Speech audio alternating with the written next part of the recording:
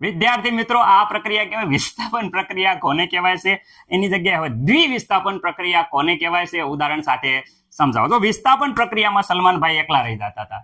અહીંયા એવું નહીં થાય, અહીંયા હેપી એન્ડિંગ થશે. હેપી એન્ડિંગ નો મતલબ થાય કહેવાય કે પિક્ચર તમે જોયું છે કે રણવીર કપૂર ને દીપિકા પાદુકોણનું પિક્ચર આવ્યું છે. રેડી, એકદમ પહેલેથી જોઈન્ટ હતા પિક્ચરમાં. પછી વાત કરે છે હમણાં એક પિક્ચર આવ્યું જેમાં રણવીર સિંહ અને આલિયા ભટ્ટ બે એકબીજાના હીરો હિરોઈન હોય છે.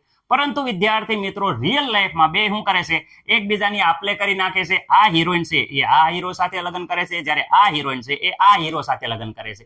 એટલે વિદ્યાર્થી મિત્રો બંને પ્રક્રિયકો, બંને એક્ટર એકબીજાની હિરોઈનની આપલે કરે છે. એટલે કે અહીંયા થઈ ગયું રણવીર કપૂર અને આલિયા ભટ્ટના મેરેજ થઈ જાય છે, જ્યારે અહીંયા દીપિકા પાદુકોણ અને રણવીર સિંહના મેરેજ થઈ જાય છે. એટલે વિદ્યાર્થી મિત્રો અહીંયા શું થાય છે કે બંને એક્ટર્સ એટલે બંને પ્રક્રિયકો રેડી આયનોની શું